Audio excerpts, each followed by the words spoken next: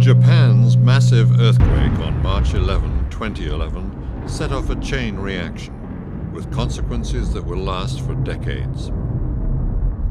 UMCOR responded rapidly to assist partners in Japan as they dealt with the triple disaster of earthquake, tsunami, and nuclear radiation. After the earthquake on March 11th, one of the first people that we got some communication with was Melissa from UMCOR. And it was really amazing because she just said, well, what do you need? What do you need? Very quickly, she was able to formulate or get some money together and send us a grant of $150,000. And you can imagine how much this just relieved us, because we knew we could go ahead and start making these repairs, start getting the campus back into a functional state. And that really helped us be able to get over the trauma of this earthquake and move forward. UMCOR put strong emphasis on working with local partners, in particular the newly formed JEDRO, or Japan Ecumenical Disaster Response Office. Together, they identified 4 areas of response to the broad sweep of devastation. Responding to the infrastructure damage from the earthquake, responding to the lost livelihoods and homes from the tsunami, and simply not being able to rebuild in some of those places.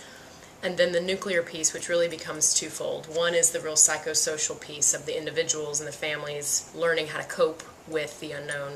And the other side of that is really the advocacy piece, which the Christian community in Japan and the religious community in general actually has bound together to begin to advocate to the government and also internationally. I would say in response to the nuclear disaster will be the psychosocial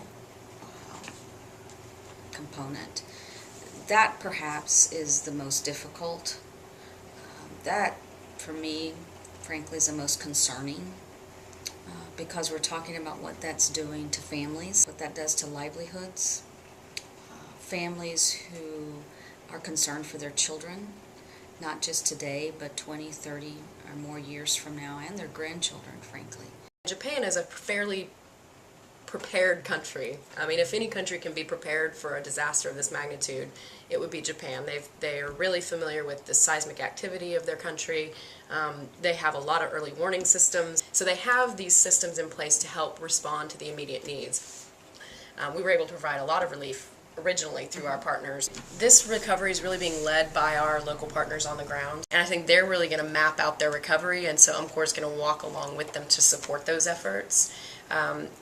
There's an incredible amount of capacity and skill and knowledge among the Japanese people and our Japanese partners, and in this case I think it is most appropriate that we're following their lead and walking kind of with and alongside them. It's amazing to me in every situation that the resilience of the people is unbelievable, whether it's Japan or Joplin, Missouri. I believe that the United Methodist Church can play a huge role in providing support